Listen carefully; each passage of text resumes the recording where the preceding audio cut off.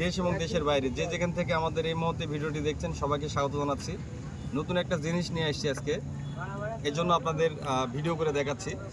তো এর আগে আপনারা আনোয়ার প্রকৃতি প্রেমীতে যেগুলো ভিডিও দেখছেন সেগুলো সবই DJI Mini 4 Pro, আর আজকে আমি আপডেট করলাম DJI Mini 5 Proতে।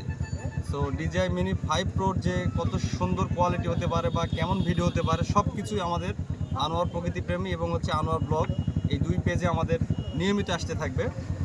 সো এটার অনেক কাজ আছে, সেগুলো আমরা পর্যায়ক্রমে আপনাদের শেয়ার করব ভিডিওর মাধ্যমে। সো এই যে দেখেন, এটার একটা বিশেষত্ব আছে যে যখন রাতে আপনারা উড়াবেন তখন এখানে আরেকটা এক্সট্রা একটা সেন্সর দেওয়া আছে। এই সেন্সরটা হচ্ছে কি যে রাতে ডিটেক্ট করতে পারে। যেহেতু আগে DJI Mini 4 Proটা হচ্ছে সেন্সরে রাত হলেই সেন্সরে কাজ করতো না তেমন ভালো, এটাতে তার একটা ইমপ্রুভ আসছে। এছাড়াও আগের ক্যামেরা গিম্বলটা আপনারা দেখতে পাচ্ছেন যে অনেক ছোট ছিল, এটা কিন্তু অনেক বড়। তো বিশেষ করে অনেক আপডেট আছে এটাতে, যদিও আজকে নিয়ে আসলাম মাত্র।